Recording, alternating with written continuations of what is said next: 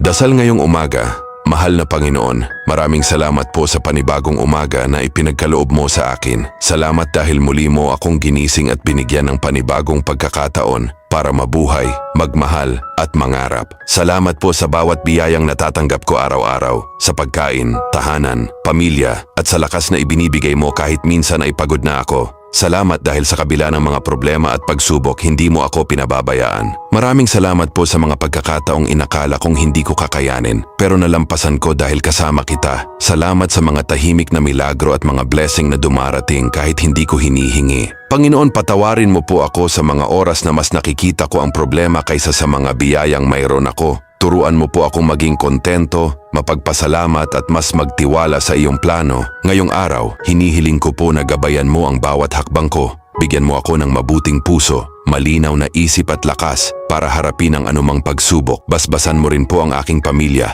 mga kaibigan at lahat ng taong nangangailangan ng pag-asa at tulong ngayon. Naway maging puno ng pagmamahal, kapayapaan at biyaya ang araw na ito. At anuman ang mangyari, pipiliin kong magpasalamat dahil alam kong kasama kita. Sa pangalan ni Jesus, Amen.